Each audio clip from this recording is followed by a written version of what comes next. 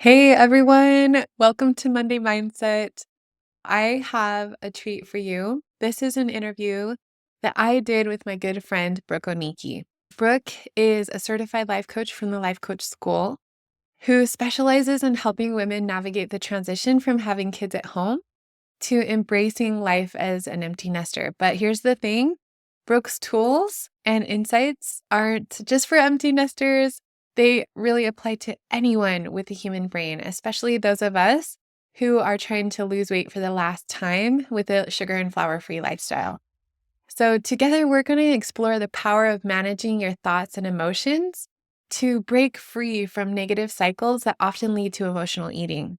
Brooke introduces a simple yet transformative model for understanding how your thoughts drive your feelings, actions, and results. From reframing your relationship with food to navigating emotional challenges with loved ones, this conversation is packed with practical strategies to help you to create lasting change.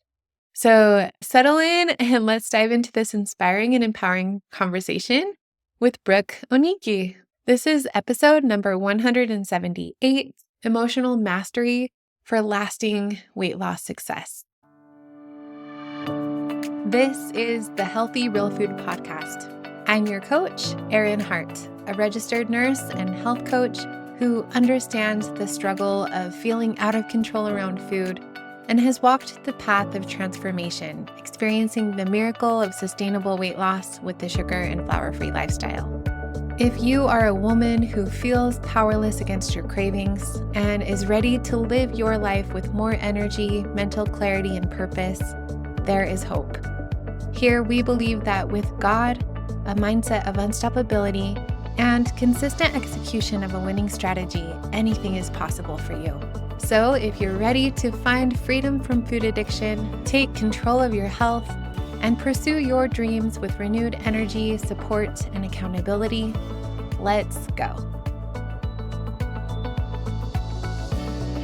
Hello, everyone. Welcome to Monday Mindset. I am Erin Hart. I am a registered nurse health coach, and I empower women to get off of the dieting roller coaster and lose weight for the last time with a sugar and flour-free lifestyle.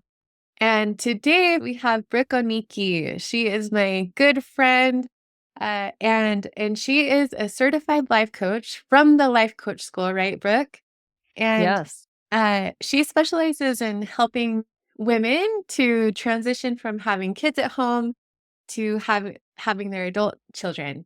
And so, anyway, I am so excited to have you, Brooke. Brooke and I have been in a mastermind together for the past year or so, and she's a good friend of mine and has taught me so much. And the things that she teaches as a life coach, I think, are so important to understand for those of us who are struggling with our food and trying to lose weight for the last time, because really, it's just a lot of learning how to go through life without turning to food. For and learning how to manage our thoughts so that we can feel better. And so, anyway, I asked Brooke to just share some of her insight and wisdom with us about the model that she uses to coach her clients, so that we can learn these strategies and have these tools in our tool belt to help us with our health journey. So welcome, Brooke. Thank you so much for being here. Well, I am glad to be here. And I think food is so interesting because we all know exactly what to do. And if it was just knowing what to do, like all of us would be thin and healthy because we all know, right? Right. We've all books and we've all listened to podcasts and we've all learned so many things about health and wellness.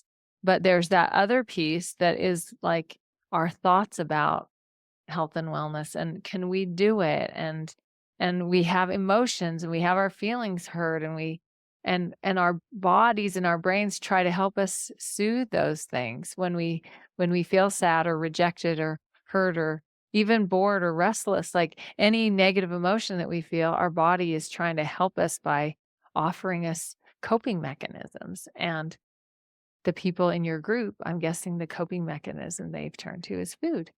And And it's worked in the moment, right? It works really well. We get that dopamine hit and we feel some release and we feel like that food is comforting us, but it's the after effects that we struggle with. So I'm going to share a little bit about that particular issue, and then we're going to talk about the model.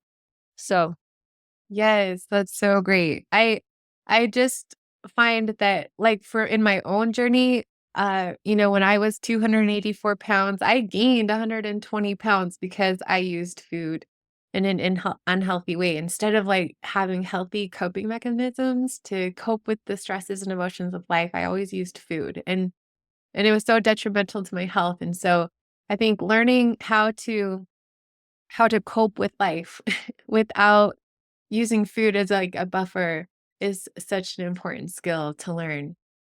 yeah. So I think understanding what we're doing is really useful to begin with, and then learning skills to notice like, oh, I see what my brain's doing and what it's offering me now. And then just being curious about it, not resistant to it is probably the most useful thing. So this is how I like to explain it to people. And the numbers don't have to be 50-50. My husband hates this. He's like, life isn't 50-50. It's not 50% bad and 50% good. But it is, there's contrast, right? We have positive emotions and we have negative emotions. Every day, every single day, we have some of each of those. Mhm, And we have learned in our society anyway that negative emotions are really, we don't want those, right? So there are all kinds of things we can do to avoid feeling a negative emotion, right? If I'm sad or discouraged or frustrated or angry or resentful or restless or bored or anything like that, our brain tells us like this is a problem. We need to get over here to the positive side, right? And so instead of just allowing ourselves to feel a negative emotion, like even an urge is a negative emotion, right? I want this, right? We have this over desire. And so we immediately respond to the urge by eating the thing, and then we feel like it went away. mhm, But the after problem of that is now I have excess amount of calories in my body that my body doesn't quite know what to do with, right? And so it has to store it in some way as we keep feeding it food that it doesn't really need to operate efficiently, mhm, right?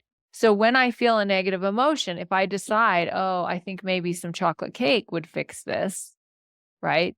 Then I eat the chocolate cake, and for a moment, I have this dopamine hit and I feel some relief.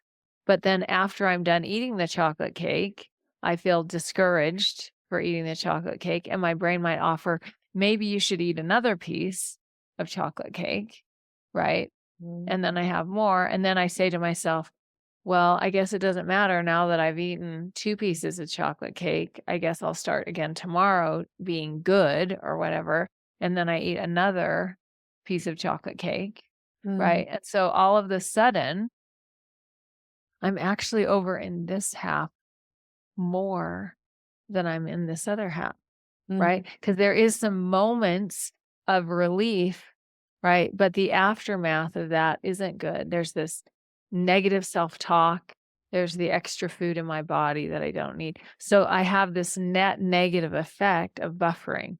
mm, And it's not just with food. People do it with all kinds of things. Shopping, looking at their phone, binging on Netflix, taking drugs, drinking alcohol, looking at pornography, mhm, even things that people think are good things like exercising, cleaning, mm, right? We can do those kinds of things too. But if we weren't ever willing to feel the negative emotion, we still haven't really dealt with the problem, right? mm, We've resisted it. We pushed it away, right? So when I can learn how to allow myself to feel bored or frustrated or mm, sad, right? And allow myself to let that emotion pass through me, then when it's gone, then I can make a more educated decision. I'm not doing it impulsively because I can't stand to feel sad or restless, right. right?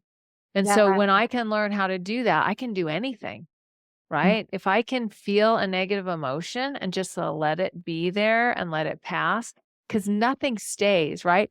Bad emotions don't stay, good emotions don't stay. Our all day long, we have positive and negative and right, and they come and they go, and so if I can just allow it to be there and let myself work through it, I don't need to add to the problem by buffering a whole bunch. But Yeah. most of us are so afraid of feeling that negative emotion that we just buffer and buffer and buffer, and then we create more negativity than Mhm. we need to. Because it doesn't have to be that, it doesn't have to last that long. Most negative emotions last less than 15 minutes. Oh, and that's so empowering to understand, right? That like not to be afraid of feeling negative emotion. Like negative emotion is just part of the human experience and and by allowing yourself to feel it and relax into it, it goes away faster than if we avoid it and push it down by using unhealthy coping mechanisms. Right. And I like to think of it as like a toddler. I'm going to take this down because it makes such a weird color, a weird shadow. But I like to think of it like, when your toddler comes in and they want something, they're like, "Mom, mom, mom, mom, mom, mom, mom, mom," and they won't leave, right? Until you say, Yeah. "What do you need?" And then they Right. say, "I need a drink." And you give them a drink, and then they go off on their way and they're fine, but they're not going until they're acknowledged. And Mm. and our negative emotions are like that as well. Like, I just need you to see I'm feeling sad right now. And if you can like go into your heart and go, "What do you need, Brooke?" Like, I'm right here for you. And it makes sense that you feel bad. And I'm just here to help you. Like acknowledging it just allows it to be seen. And then you can breathe through it. You can, you know, kind of tenderly touch your shoulder or your heart. Some people like to like put lotion on and just feel their hands like kind of get into ground yourself in your body. Just Mhm. allow yourself to feel whatever it is, whatever the vibration is in your body and let it pass. And it will, right? It comes in strong like a wave, like really strong, but waves get smaller and smaller. So if I can just go like, ah, yep, that's anxiety. I feel a little anxiety right now. In fact, I just was on a call with a client and she said, so she's new. This was only her second call, but I was encouraging her to feel her anxiety. And she said, I felt it a few times during the week. And then I was like, that's anxiety. I wonder why I'm feeling anxious. I'm not actually, I'm safe. Mhm. Like nothing terrible is happening. And she has an upcoming surgery, and she's like, "Maybe it had something to do with I'm worried about that." But then I was able to say, "But I really believe in my doctors, and I feel like they're competent, and it makes sense I'm a little nervous because it's unknown." Mm. Right? But I can be a little anxious. It's okay. And she said, and it just, then I started thinking about things that I was grateful for and it just went away. But when she first came to me, she Mm. was so worried about feeling anxious that she spent all kinds of time like, I can't ever feel anxious. It's too scary. It's too dark. It's too, so she was just had so much resistance to feeling a negative emotion Mhm. that was taking a lot of energy, right? If I'm always trying to push the door shut, like, "I can't feel that, I can't feel that," it's, like, so draining, right? But if I can just allow myself to, like, I feel a little anxious right now. I could Right. eat something, but would that fix it? Right, it doesn't Or actually would it just solve, like, create the another problem. problem, Right. right?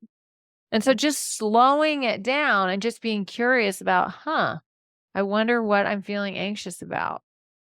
Yes, Is I it really love that. true? Like, am I safe? Yeah, I'm safe right now. Huh, Yes, I love that so much, right? Brooke. Just learning how and I think it's a skill, that doesn't come naturally, and like any skill, like learning to play the piano or ride a bike, like you can become really good at this. It's a skill that we may struggle with at first, like learning to feel our emotions and recognize them and name them, right? But after time, with practice, we can become really good at this. And instead of Yeah. just automatically turning to the food or another unhealthy coping mechanism, we can learn how to process our feelings in a healthy way. So yeah, I'm so excited to hear about what you have to say about that model. So we're going to talk about in the model. And the model's interesting because you might think, well, that's weird. It seems like you're just changing your thought. And if you can change your thought about something, I'm all in, right? Like if you can just move to something else and then you're not feeling the negative emotion, you should do that. But if you can't, because sometimes something happens and you just really feel a negative emotion, then you should just allow yourself to feel it and Mm. not be in a hurry for it to go away. Right. And so that's what the buffering thing is like when I feel that I want to be really curious. But the model is something that I help people understand. Like it's not the outside thing that's happening that's creating your results. Sometimes we think, well, I'm discouraged because my daughter's doing this and this and this. And so if she would stop doing that, then I would feel better. Or if my husband would compliment me more, then I would feel better. If my family would acknowledge all of the efforts that I make, then I would feel better. But that's a really disempowering way to think because then I need everybody to be different in order for me to feel And you have okay. no control over what other people Right. do, right? Right. Only what And so you the think. model, right. So the model is just a way for me to understand what am I creating with my own thoughts and Mm. could I create something different if I thought about it differently. So I'll show you some examples and we'll try to work in how food kind of Yeah, that's also so works into helpful. this. Yeah, I So like let's how you're talking about how sometimes, like, the feeling is there and, if you can change your thought about it, that's great, but sometimes we do need to just feel the negative emotion. But other times, we can use this bottle to help change the way that we feel by changing the way that we think, right? right. By consciously and intentionally choosing more empowering thoughts. Exactly. So let me just explain the model to you quickly, and then I'm going to use some examples. I'm going to use examples of like what happens maybe naturally to us instinctively, and then what happens when we choose purposely. Um, and I'm going to share several examples, and hopefully that'll help you see how the model works. So there's 5 components to the model. The first is the circumstance, which is factual things that happen outside of us. So that might mean the weather, it's who's in charge politically in the country you live in, the number on the scale when you get up in the morning, the number in your bank account. Like those are factual things that are outside of us. And then we are in control of those 4 things after. So our thought about that factual thing and the thought creates how we feel. So the thought would be just a sentence or a phrase. It's not like a paragraph. So that just keeps it simple when we just because we have a bazillion thoughts, right? But when we're looking at the model, it's the best to just pick one thought, which can be a phrase or a sentence, not 2 sentences or 5 sentences, not questions, just sentences. Um, and then the feeling is just a one word emotion that I feel when I think this thought. And when I feel this emotion, then I have actions. So actions are things I either start doing or stop doing when I feel the emotion. And the things I do or stop doing create my result. So if you were to look at that, you would see like my result then comes from this thought that I'm having. So I'm going to share some examples and hopefully that'll help you see what I mean. So this is a common one I had before I was a coach. This would happen regularly to me. And so it's just an easy one to share. Sometimes my husband would come home from work and just go right into his office and not say anything to me. And my go to thought always was, he's mad at me, which is such an interesting choice, right? I haven't talked to him really for 10 hours. Maybe we had one conversation during the day, right? But for me to assume that he's mad at me when I haven't seen him for all this time is an interesting choice, right? But that was the choice I often did because sometimes he would come in and pet the dog and give me a kiss or whatever. But on the days that he'd go into his office, my thought would be, he's mad at me. And when I thought he's mad at me, my feeling would be insecure or Mm. uncertain or worried, right? When I felt insecure, this would be my actions. I would start replaying in my mind, when was the last time we talked? Have we talked today? Did he seem okay when we talked earlier? How was he when we left? when he left for work this morning? Have I done something wrong? Like, I would just start reviewing, and then I would think, well, that's not very fair. If he is mad at me, he should have said something to me, right? And then I would feel kind of annoyed, like, well, I wouldn't do that. I would at least come in the kitchen and say, I have to make a call or I have to send an email. Why does he just go into his office and not even talk to me? So I'd get really judgmental of him, right? And by the time he came out of the office, I was in a state of like, fine. I don't even want to talk to you, right? So then I Right. would give him the cold shoulder when he came out of his office. And generally, it had nothing to do with me, right? Maybe he got a call on the way home from work, or some email that he had to finish writing because he wasn't able to finish something, or he wants to not have to think about work the rest of the evening. So he needs to finish this half an hour of something, but he wanted to come home when the traffic was a little bit lighter. Like, I have no idea what it is, right? But when the thought is he's mad at me, the result was when he came out, I was mad at him, Right. And all right? stemming back to your thought that he was mad at you. And it's Right. so I mirrored the very thing that I was feeling about him. When my thought is he's mad at me, I start doing things that make me mad at him. And this is a really common thing for us to do, is mirror someone's behavior, right? If my thought is like, my child is so critical and I feel frustrated, then I think about all the reasons that he criticizes me and blah, blah, blah, blah, blah. And then the result is I'm critical. Yeah. Right? And so we Right. mirror the behavior that we're thinking about the other person. And so when I learned about the model and I learned about my own behavior, I realized, oh, it does not have to be that way. He can come home and do the very same thing. He comes home from work, he goes in his office, and he doesn't speak to me. So the very same thing happens.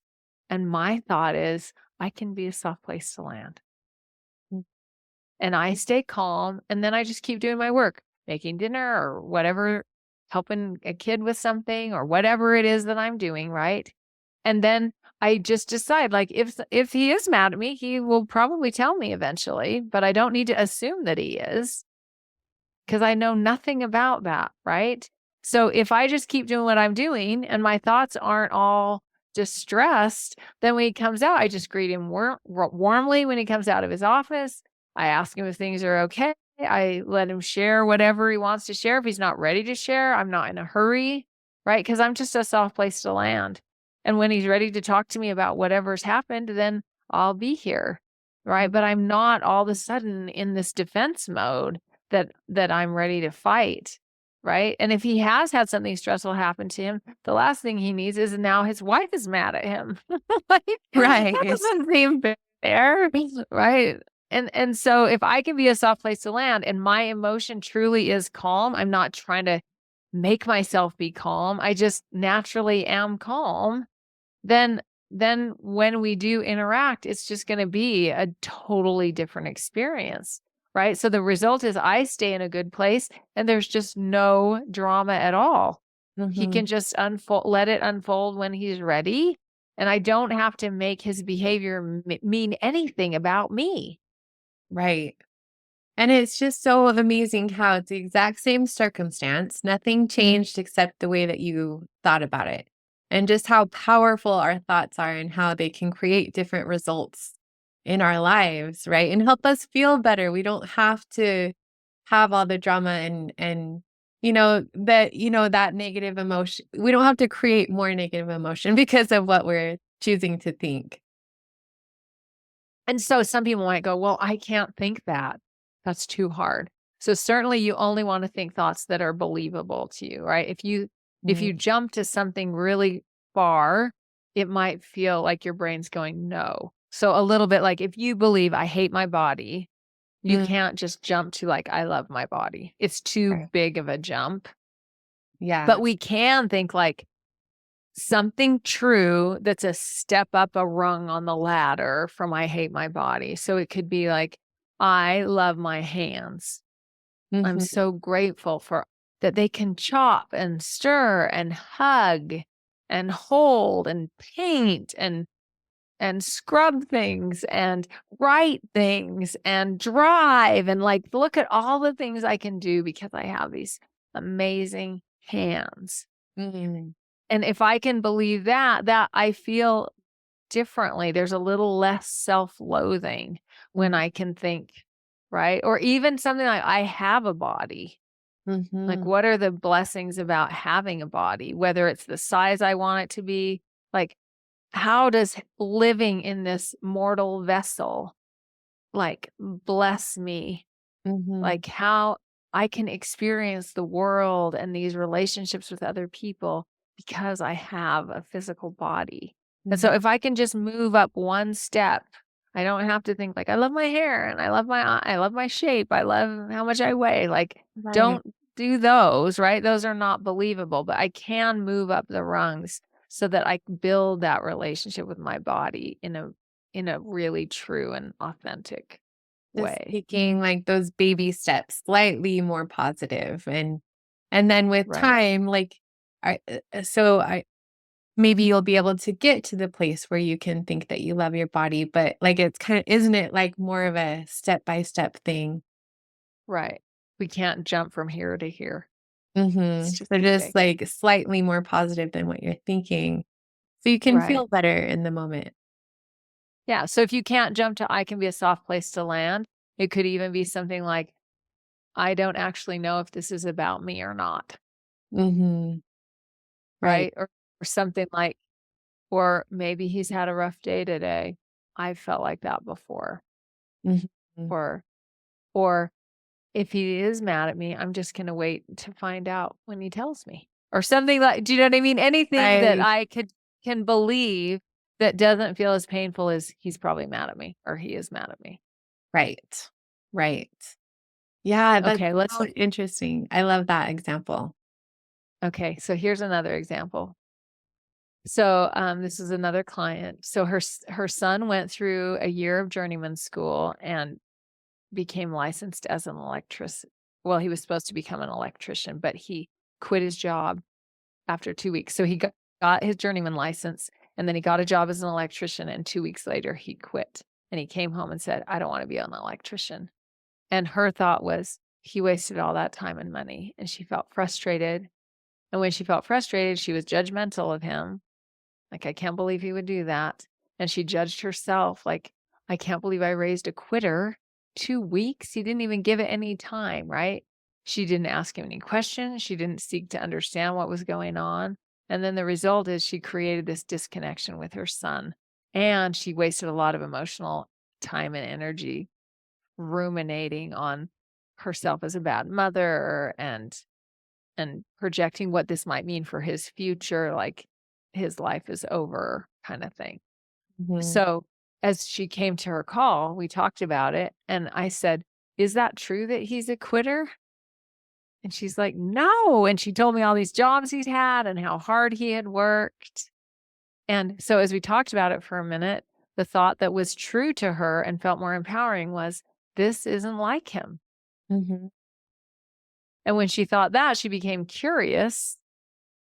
And so when she was curious, then she considered all these ways he'd been a hard worker in the past, and she went and expressed trust to him. She was like, "So I don't know exactly what happened, but I just know you're a hard worker, and I know that you'll be able to figure out what you wanna do, and now you know how to do all these things, and so those things are gonna really serve you in the future."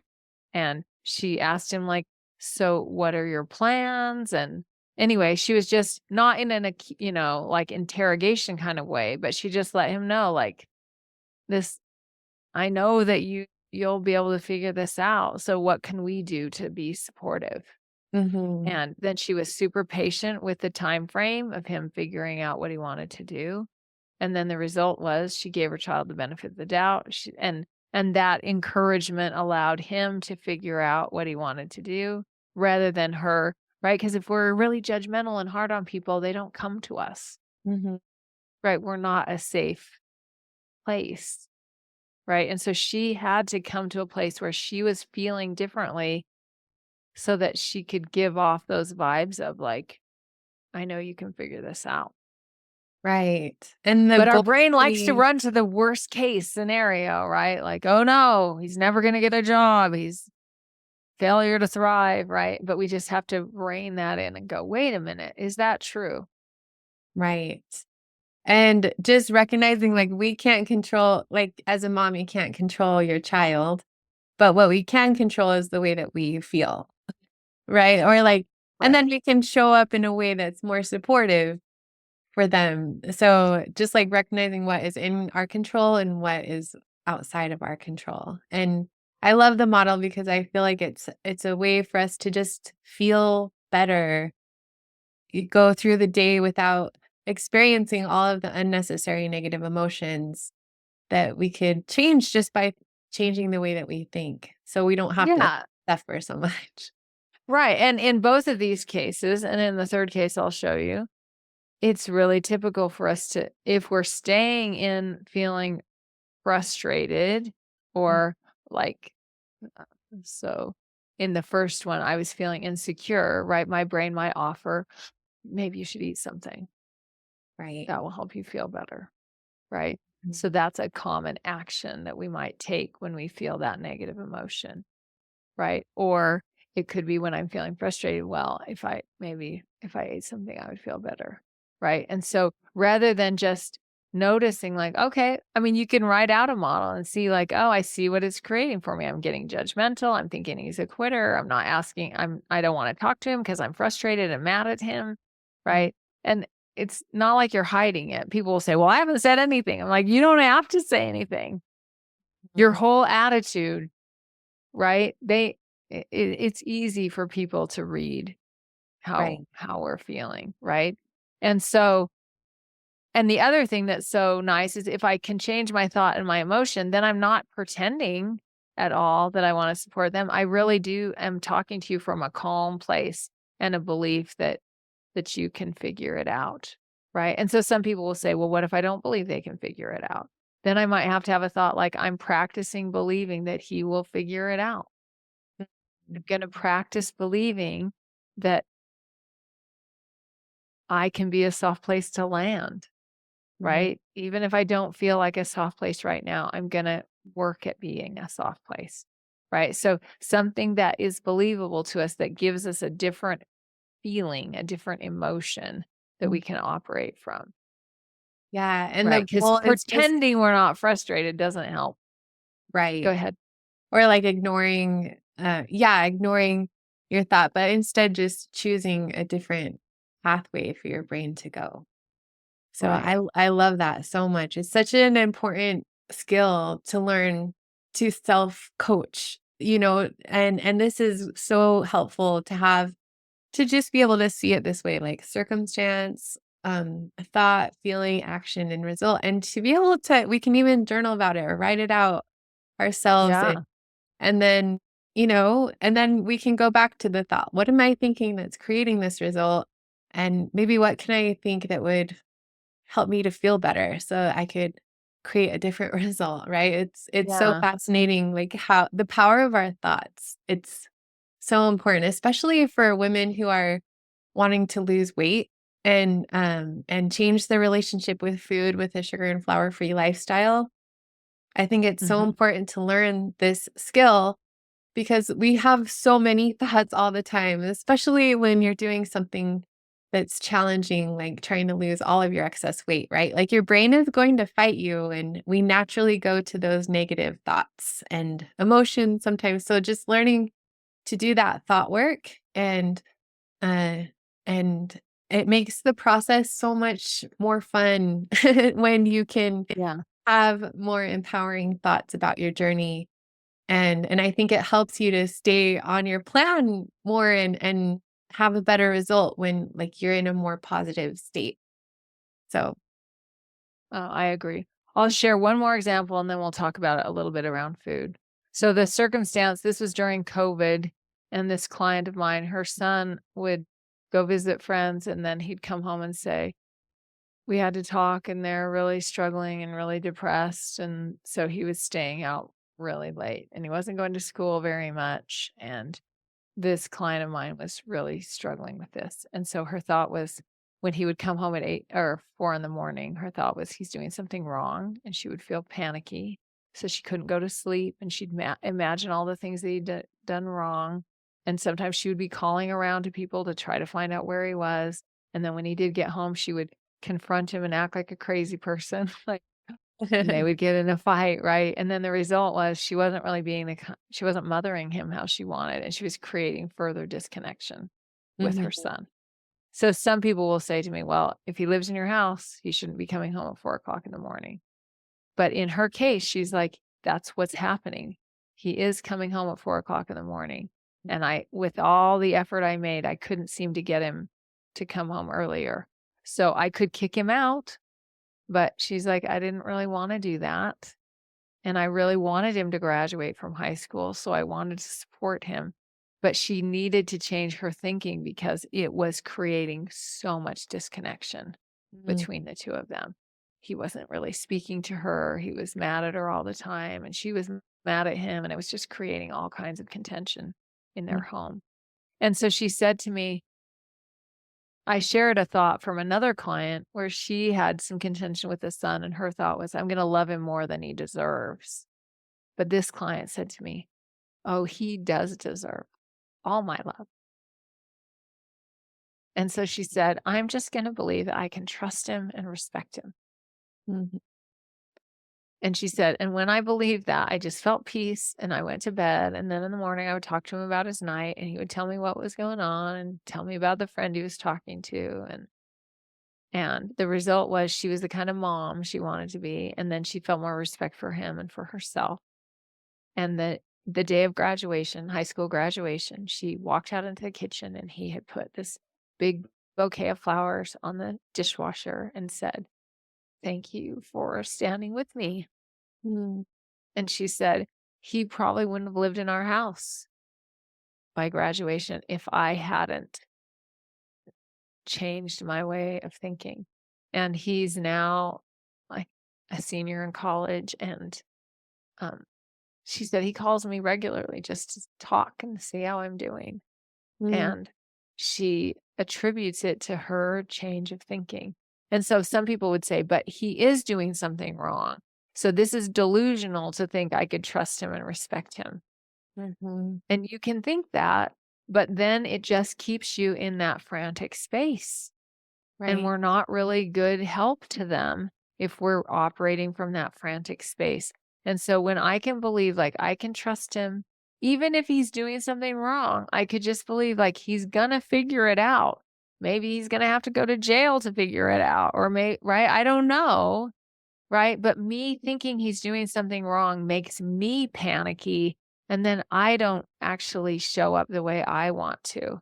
And Mhm. so changing my thoughts allows me to stay in a more peaceful state so that I can operate in a way that feels aligned with the way I want to parent this child.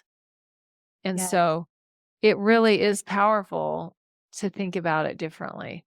That is such an incredible example because, yeah, initially you think like he is doing something wrong, but the thing is that showing up in the way that you want to, being it helps him to be able to connect with you more so then you can have more of an influence. And so I love those examples. Those are so helpful in learning like the power of using this model and the power of thought work in helping us to feel better day to day. So, Right, tell us. and so when we think about it in terms of food, Yeah. then it's like, all right, I have a circumstance of like there's a dozen cookies on my countertop, Yeah. right? So the neighbor just brought over a dozen cookies, right? Mhm. So the reason I would eat the cookies would be because I feel desire for the cookies, Mhm. right? And desire comes from our thoughts, Right. right? So there's a thought like, I want one of those. Those look good. Those look yummy. I deserve one of those. I've had a hard day. I deserve a cookie, Mm. right? Those kinds of thoughts make our desire go up, right? Right. But if I thought like there's poop in those cookies, you know what I mean? Like if I knew they were contaminated in some way, or she dropped them all over in the street before she put them on this plate and brought them to me, or Right. something like that, then my desire would be a lot lower and I wouldn't want those. Like I have celiac. So when I see those kinds of things, I'm like, oh, those aren't going to make me feel very good. And so then Right. my desire goes down, Mhm. right? I Yeah, often think that's about it with, like, poison to me cigarettes. or Yeah, that's right. So, like, if I had a carton of cigarettes on my nightstand, I would never smoke them because I don't have any desire to smoke. So it's not me using willpower. It's Mm, just like I don't want those. That doesn't sound appealing to me or mhm. right. But for another person, right, their thoughts make their desire go way up. Right? Like, "Oh, Right. that'll calm me down, that'll soothe me, that I deserve it," right? They might have similar thoughts that we do have for food, or like, I don't drink. So I've had someone say to me, like, "What do you do when they bring out the drink menu or whatever?" I'm like, "I say I don't drink." Like, that doesn't Right. bother me at all, right? Because my desire is so low, Right. right? But with Right. if they bring out the dessert or the menu or the actual show me a tray of desserts, right? My thoughts are gonna be different, like, "Ooh, that looks really good," or maybe someone would have something with me, or do you know Mhm. what I mean? Like, because I have thoughts that my desire gets higher. When our And then desire is higher, then we tend to wanna indulge.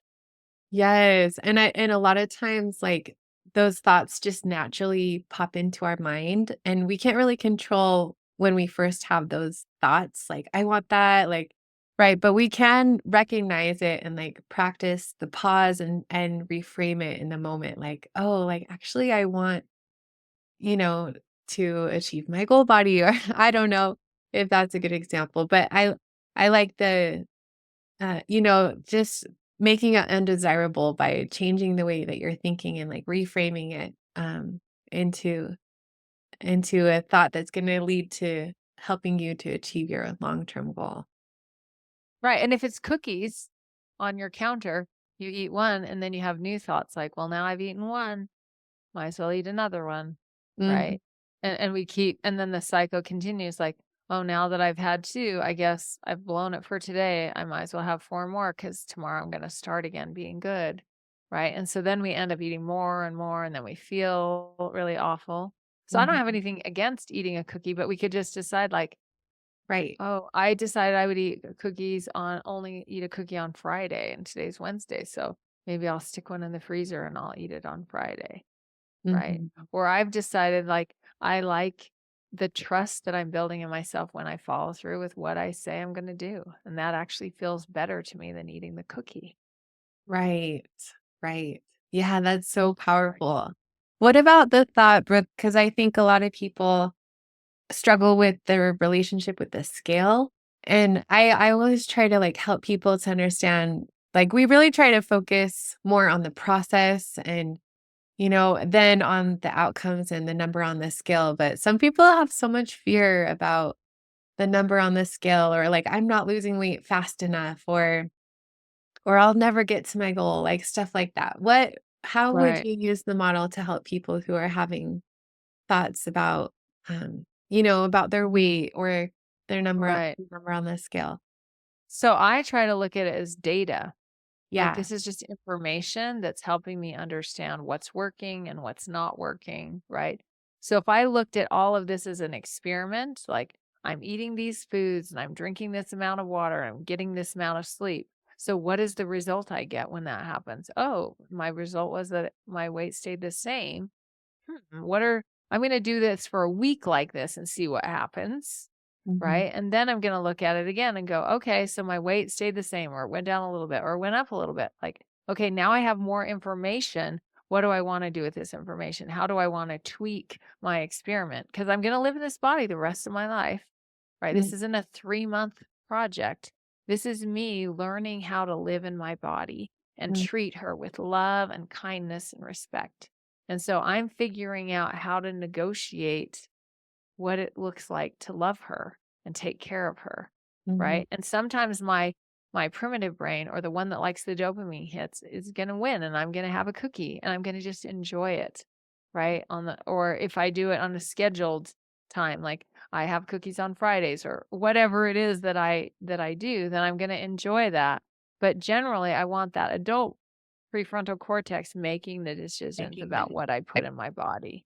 But if I look at the scale as just another point of data, like this is just another way that I'm trying to figure out what my body needs, I love right? that. It's not a commentary on my worth or my value. It's just another data point that helps me understand what's going on. Yeah, that's so good, Brooke. Oh, this has been so helpful, and I'm so grateful for you taking the time to teach us about the model, and I think that this is such valuable information that can help us to learn to manage our thoughts and emotions, and we really have control over the way that we feel. And we can change the way we feel by changing our thoughts, and sometimes we just have to feel our feelings and allow the emotions and relax into them. But with time, like, we can learn to do that without turning to food. It was a pleasure. I'm glad. I hope it's helpful. Yes. So great to see you. Bye, everybody. Thanks for watching the replay. We'll talk to you later. Thanks for listening today. If you enjoyed this podcast, you're going to love my coaching program. If you're struggling with your sugar and flour-free lifestyle and want to lose weight for the last time, I can help you. I guarantee that you achieve your goal body within a year, or I will coach you for free until you do. Just imagine living in your goal body and having peace with food. Your success is guaranteed. To learn more about how to get support, guidance, and accountability so you can find peace with food, achieve your goal body this year, and have more energy, visit www.healthyrealfood.com. While you're there, be sure to sign up for the upcoming free challenge to learn the success framework.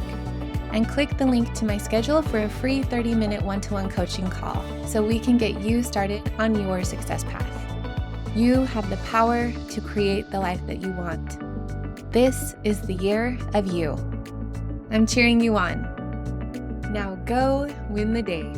You got this.